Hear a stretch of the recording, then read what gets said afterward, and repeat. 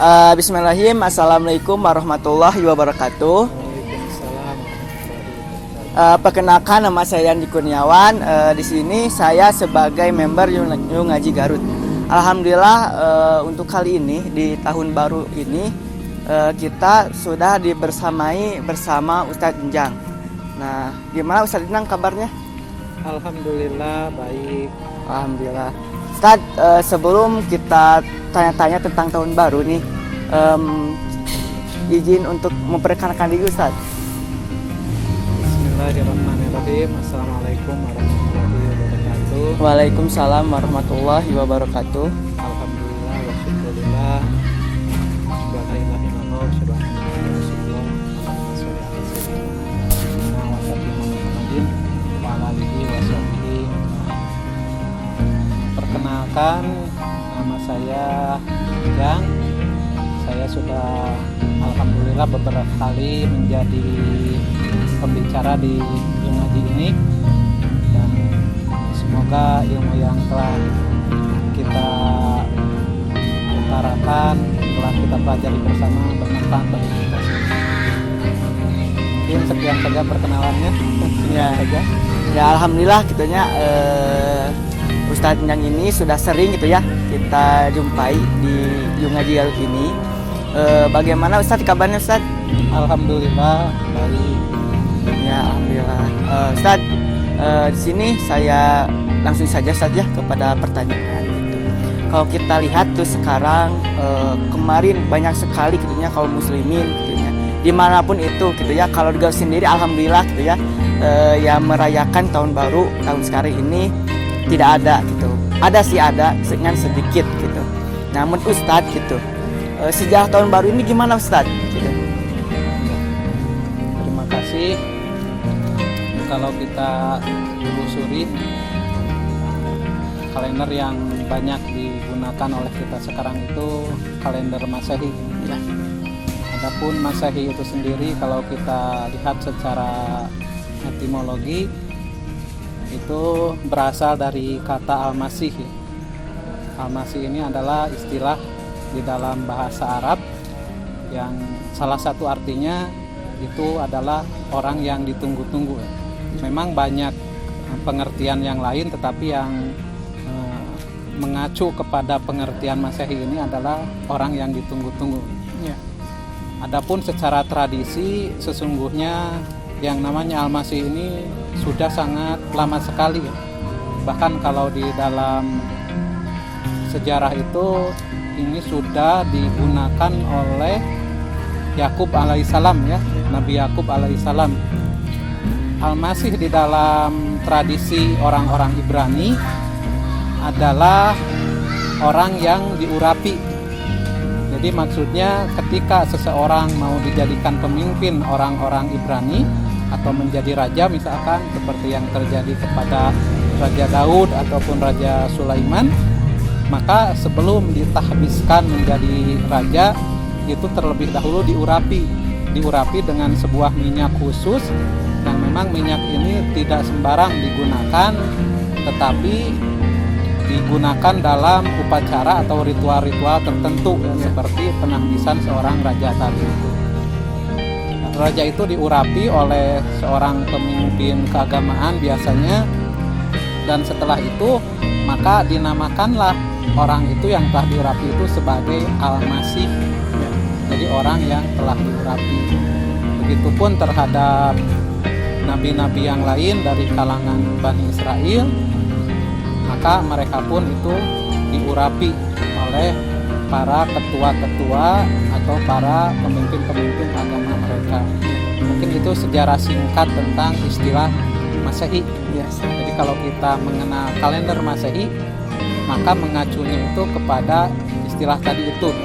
Adapun yang lebih khusus itu adalah kepada Yesus ya. Yesus yang diberi gerar Al-Masih, atau di dalam bahasa Yunani itu Kristus ya, yang kemudian lebih dikenal sebagai istilah Yesus Kristus ya. Maka orang-orang Indonesia mengenal istilah Kristus itu adalah istilah dari bahasa Arab, yaitu Al-Masih tadi, kemudian kita menyebutnya sebagai Masehi.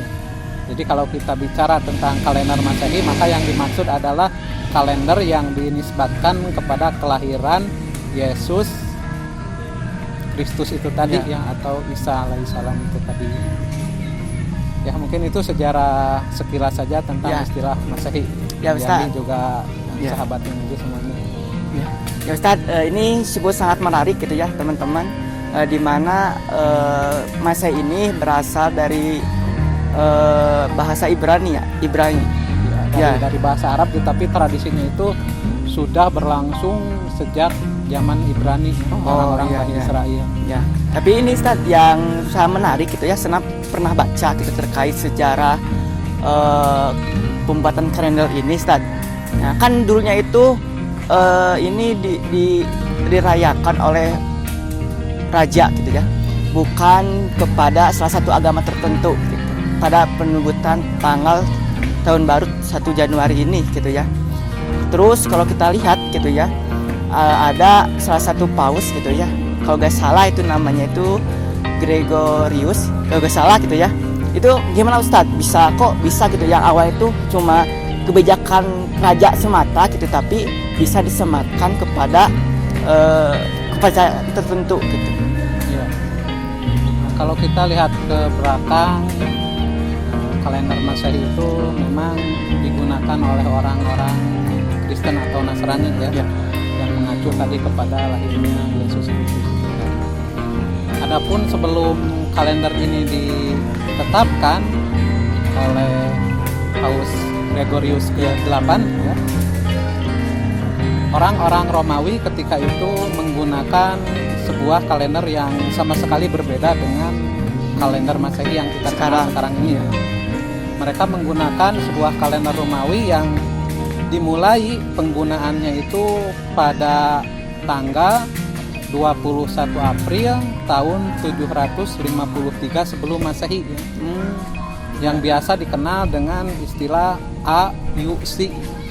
Ini berasal dari bahasa Latin, yaitu Ab Urbi Condita, yang artinya itu adalah sejak kota didirikan. Yang dimaksud dengan kota di sini adalah Roma. Menurut para ahli sejarah Romawi, termasuk yang membuat kalender ini, Titus Livius namanya, menurut dia kota Roma itu berdiri tanggal 21 April tahun 753 sebelum Masehi. Nah, sejak itulah mereka menggunakan kalender itu. Dan kemudian karena menurut para peneliti dan juga sejarawan, ketika Romawi berganti agama yang tadinya paganisme menjadi Kristiani, maka ketika itu mereka melihat bahwa ada beberapa kesalahan dalam perhitungan kalender mereka, dan akhirnya diperbaharuilah kalender mereka dengan perintah dari Paus Gregorius ke-8 itu kepada seorang rahib dan ahli sejarah yang bernama Dionysius Exiguus ya. Dan kemudian setelah itu dia menyusun sebuah sistem perkalenderan yang seperti dikenal sekarang ini. Ya seperti itu. Insya Allah gitu Ustaz ya, dengan hanya kalender saja gitu, ini sudah menyangkut kepada peradaban gitu ya. Tapi saya juga suka mikir Ustaz gitu ya, sebelum ada Romawi terus Persia kan ada peradaban lain gitu ya. Itu Ustaz gimana itu cara penanggalannya itu? Dari peradaban sebelum datang itu Persia, Romawi. Memang kalender ini sudah sejak lama sekali digunakan ya. Kalau catatan tertulisnya saya belum menemukan secara pasti ya kapan orang-orang menggunakan kalender di dunia ini ya. Tetapi kalau dari beberapa catatan, beberapa literatur yang kemudian membahas ini, kalender itu sudah digunakan sejak zaman purba sekali ya. Contohnya saja tadi seperti yang Kang Yan ditanyakan sebelum Romawi ya, itu kan kebudayaan Yunani ya. Bahkan nama-nama dewa yang kemudian digunakan di dalam kalender Masehi itu mengadopsi nama dewa-dewa dari Yunani sebenarnya ya. Hanya saja memang ada beberapa nama yang diganti. Contoh saja seperti Januari ya. Di mana pada bulan inilah tanggal 1 Januari ditetapkan sebagai awal tahun bagi kalender Masehi ya. Di dalam kepercayaan Romawi itu ada yang namanya Dewa Janus ya. Dewa Janus ini dikenal sebagai dewa yang memiliki dua wajah, satu menghadap ke depan dan satu menghadap ke belakang, yang berarti melihat tahun yang lalu dan juga menatap tahun yang akan datang. Nah, ini sebenarnya mengadopsi salah satu dewa dalam kebudayaan Yunani yang bernama Kronos. Kronos pun sama di Yunani diakui atau dipercayai oleh orang-orang Yunani ketika itu sebagai dewa bagi waktu, sebagaimana Janus diyakini oleh orang-orang Romawi dewa bagi waktu. Dan Kronos ini kemudian menjadi istilah tersendiri bagi dunia, termasuk bagi kita. Kadang kita menyebutkannya, tetapi karena kita memang mungkin kurang memiliki pengetahuan, kita tidak ngeh ya. Yaitu istilah kronologi. Kita sering mendengar, sering mengucapkannya, tetapi kadang kita tidak tahu dari mana ini berasal. Sesungguhnya kronologi itu mengacu kepada dewa Kronos tadi. Mengapa kronologi dinisbatkan kepada dewa Kronos? Karena dewa Kronos adalah dewa waktu, di mana setiap kejadian atau peristiwa itu berurutan atau berputar di dalam waktu itu. Makanya ketika seseorang mengatakan kronologi kejadiannya seperti apa, begitu ya, maka itu dari peristiwa ke peristiwa yang lain itu bertautan dalam waktu tertentu. Dan ini kemudian diadopsi oleh orang Romawi tadi ke dalam dewa Janus. Namanya berbeda antara Kronos dan Janus. Kronos ini sebenarnya dewa yang cukup terkenal sebenarnya ya, meskipun kurang bersinar ketimbang dewa-dewa yang lainnya. Kronos ini adalah ayahnya dari dewa Zeus ya. Kalau kita lihat silsilah keluarga dewa Zeus itu ternyata ayahnya itu bernama Kronos yang itu adalah dipercaya sebagai dewa waktu. Ya begitu. Ya, ini semakin menarik tadi ya kalau kita membahas tentang waktu ini atau tentang kalender ini gitu ya. Saat kan di dunia ini kan banyak gitu ya waktu-waktu itu, kalender-kalender itu ada Hijraiyah gitu, ada Masehi, terus ada kalender Cina dan sebagainya. Di Jawa pun ada gitu. Tapi kok kenapa sih yang tren sekarang di seluruh dunia itu adalah tadi gitu. Kalau kita lihat gitu ya dari sejarah tadi kan berasal dari bangsa Romawi gitu. Kenapa kita bisa menjadikan kalender miladiah ini jadi kalender yang sangat tersebar gitu di dunia gitu sekarang? Sebenarnya itu berhubungan dengan hegemoni budaya ya. Biasanya setiap sebuah kaum yang memiliki keunggulan, yang memiliki kekuatan, mereka itu biasanya menyebarkan budaya mereka ya. Dan seperti yang kita ketahui sekarang ini, merekalah yang sekarang memegang hegemoni dunia ya. Jadi otomatis mereka pun memperkenalkan salah satu dari budaya mereka, yaitu kalender ini. Maka kalender inilah yang mereka pakai, mereka gunakan ketika mereka menjajah negara-negara atau wilayah-wilayah yang mereka kuasai. Dan otomatis orang yang berkuasa itu memang memiliki kemampuan untuk meneruskan budaya mereka. Jadi melalui kebijakan pemerintah atau kebijakan orang-orang tertentu yang memiliki kekuasaan, maka tersebarlah sebuah budaya di masyarakat. Termasuk salah satu dari unsur budaya itu adalah sistem kalender ini. Maka ketika mereka masuk ke negeri muslim pun mereka memperkenalkan, mereka menggunakan kalender mereka yang secara lambat laun itu menggeser kedudukan kalender Hijriah tadi itu. Meskipun dulu kalau kita lihat di sejarah kita juga sebenarnya kalender Hijriah juga pernah digunakan dan pernah menjadi rujukan utama dalam menghitung hari, menghitung tanggal-tanggal begitu ya. Tetapi dikarenakan tadi seperti yang saya katakan bahwa mereka sekarang sedang memegang hegemoni dunia, maka kalender mereka lah yang lebih dikenali oleh warga dunia saat ini. Iya gitu Ustadz ya. Kalau kita lihat jadi ada hegemoni dunia dan sebagainya gitu ya. Kalau tanya saja gitu kepada anak-anak gitu, ada anak kita, anak-anak kita, anak Ustadz itu, anak-anak kita gitu. Coba gitu ya sebutkan nama bulan-bulan Hijriah gitu. Kan mereka banyak yang tidak tahu gitu. Betul. Tapi ketika ditanya setelah bulan Maret bulan apa, kan mereka pernah tahu gitu ya. Ini sangat satu yang sangat miris tadi ya kalau kita selaku muslim gitu, tapi tidak tahu gitu tentang kalender kita atau nama-nama, minimal itulah nama-nama bulan di dalam Hijriah gitu.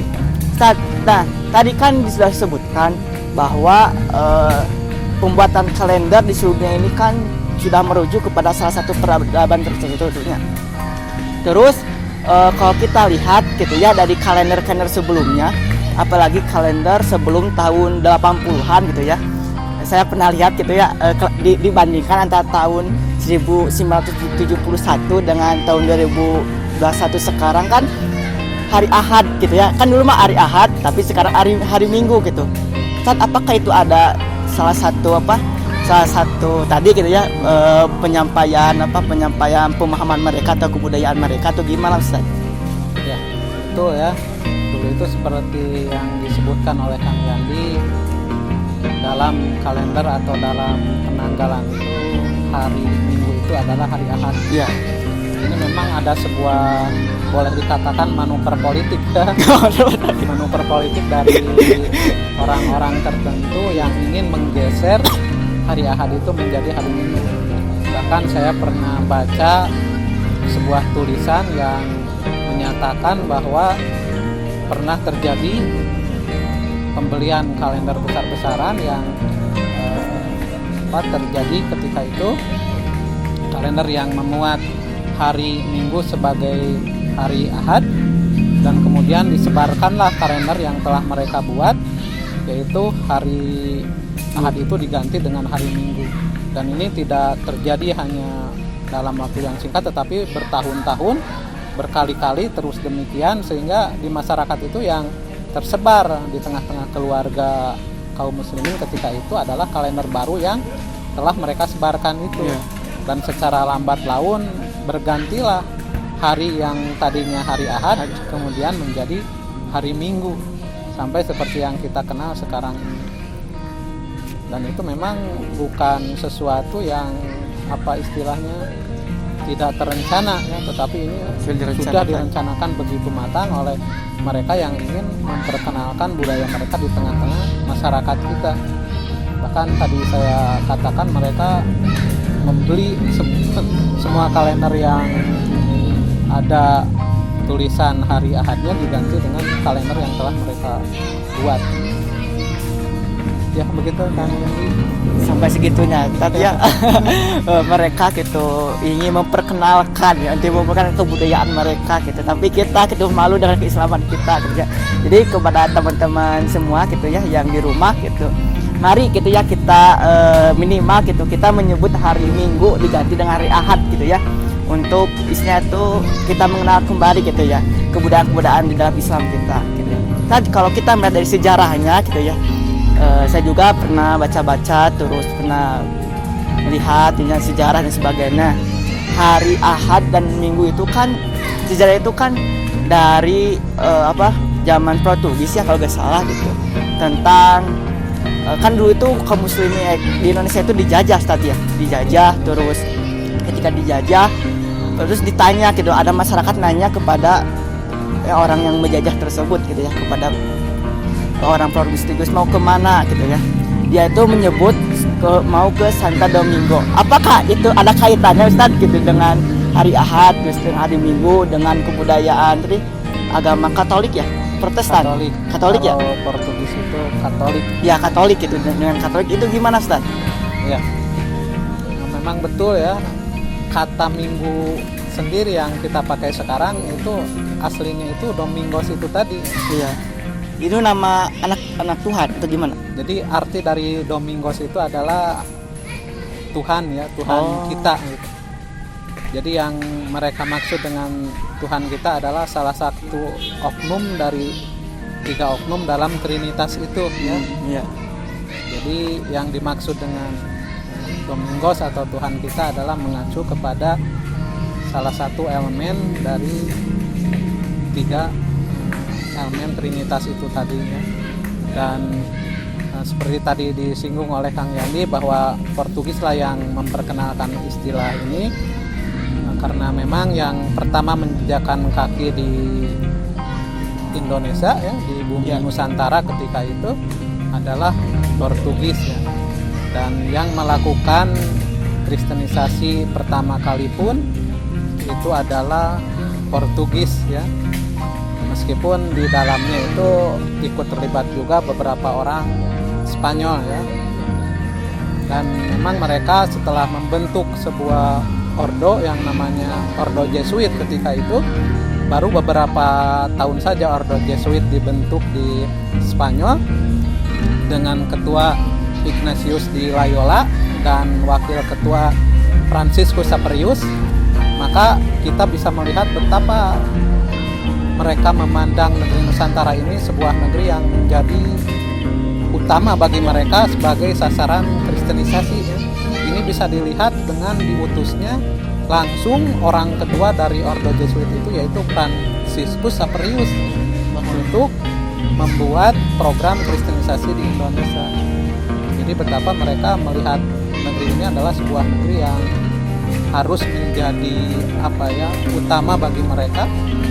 Dan salah satu yang diutus untuk itu tadi saya katakan bukan orang sembarangan ya, tapi orang kedua di organisasi itu, wakil ketua, yaitu Franciscus Saperius itu tadi. Dan dia juga membawa kebudayaan mereka, termasuk bahasa yang dipakai, yaitu salah satunya adalah Domingos itu tadi yang diperkenalkan kepada masyarakat ketika itu dia singgah di Kepulauan Maluku ya, pertama kali menginjakan kaki di sana di Kepulauan Maluku. Ya, tadi ya Ustadz sangat luar biasa gitu ya, mulai dari intinya itu jadi merujuk kepada salah satu agama gitu ya, di pengalenderan ini merujuk kepada salah satu agama gitu. Nah Ustadz, gimana sih sikap kita selaku muslim dalam menghadapi ini gitu Ustadz? Ya, bagi kita sebagai seorang muslim yang sudah seharusnya memiliki kebanggaan terhadap kultur, terhadap budaya, terhadap ajaran, terhadap keyakinan kita sendiri, sudah seharusnya kita mengutamakan apa yang menjadi budaya kita ya, yang menjadi kebanggaan kita. Jadi seharusnya keluarga muslim mulai sekarang membiasakan diri untuk mengenal istilah-istilah bulan di dalam Islam ya. Jadi kalau bisa misalkan karena kita belum bisa sepenuhnya terlepas dari sistem kalender Masehi ini, mungkin di rumah bisa disandingkan antara kalender Masehi dengan kalender Hijriah begitu ya. Jadi bisa kita melihat ketika bulan misalkan bulan Februari, di dalam Islam tahun sekarang itu bulan apa gitu. Nanti biar ada kebiasaan di dalam diri kita, keluarga kita, di samping mengenal bulan-bulan di dalam Masehi juga mengenal bulan-bulan di dalam Islam. Dan nantinya kita harapkan lambat tahun kita bisa melupakan kalender Masehi dan kita beralih sepenuhnya kepada kalender Islam atau kalender Hijriah. Itu mungkin tips sederhananya seperti itu. Ya, jadi kepada teman-teman semua gitu ya, dimana kan tahun baru ini, tahun baru Miladia ini atau Masehi ini tidak bisa dilepaskan dari salah satu agama gitu ya. Tapi ya, apalagi kalau kita lihat dari tanggal 25 Desember sampai ke tanggal 31 Desember itu kan sangat berdekatan gitu ya, dan pastinya ini ada kaitannya gitu ya dengan perayaan tersebut gitu ya. Terus kalau kita melihat gitu ya dari segi dalil dan sebagainya gitu ya, bahwa ketika kita seorang muslim itu mengikuti budaya mereka gitu, kata Rasul juga kan di sana itu kita itu termasuk pada golongan mereka gitu ya. Jadi Ustadz untuk memberikan wejangan gitu, untuk memberikan nasihatnya kepada kita gitu selaku generasi muda gitu ya, terkait ini harus gimana Ustadz? Natal dan Tahun Baru itu sebenarnya satu paket ya. Makanya kita sering mendengar Happy Christmas, Merry Christmas and Happy New Year ya. Selamat Natal dan Tahun Baru. Dan kita memang dilarang ya untuk menyerupai kaum di luar kita. Tadi Kang Yandi menyebut sebuah hadis ya, man tasabaha bi kaumin fahuwa minhum. Siapa saja orangnya yang menyerupai kebiasaan satu kaum, maka dia tergolong kepada kaum itu. Maka dengan ini, setelah tadi secara singkat disampaikan sejarah dari lahirnya kalender Masehi, maka dengan demikian kita mengetahui bahwa ini bukan dari tradisi Islam, ini bukan budaya Muslim. Maka dengan demikian seyogianya kita menjauhi perayaan-perayaan seperti tahun baru, meniup terompet dan lain sebagainya, agar kita terhindar atau terjauh dari apa-apa yang telah Rasulullah sabdakan tadi. Kalau tidak demikian, maka bukan tidak mungkin nanti kita bisa tergolong kepada kaum itu ya. Maka dengan demikian kita harus berhati-hati sebelum melakukan. Kita harus mencari terlebih dahulu ilmu yang kita belum ketahui, agar ketika kita melakukan sesuatu itu memiliki dasar yang bisa dipertanggungjawabkan. Ya seperti itu. Ya alhamdulillah gitu ya teman-teman, tadi materi yang sangat luar biasa gitu ya yang kita dapatkan dari Ustadz Enjang ini gitu. Alhamdulillah, mungkin saat segini Ustadz ya, mari kita tutup saja gitu ya majelis ini gitu. Mungkin Ustadz ada yang ingin disampaikan untuk tarik kata atau gimana Ustadz? Mungkin sebagai closing statement saja ya, bahwa yang namanya peradaban, yang namanya kebudayaan itu memang membutuhkan sebuah kekuasaan ya. Tidak bisa tidak fakta berbicara seperti itu ya. Tadi juga disinggung beberapa fakta, beberapa kenyataan tersebarnya kalender Masehi ini ke seluruh dunia ya. Tidak hanya di Eropa tetapi sampai juga ke negara-negara Muslim. Dan ini tentu tidak bisa terjadi tanpa mereka memiliki kekuasaan itu. Maka dengan demikian, kalau kita merindukan bagaimana kebudayaan Islam bisa kembali lagi berjaya di dunia, maka tidak bisa tidak harus ada kekuasaan yang membackup untuk itu.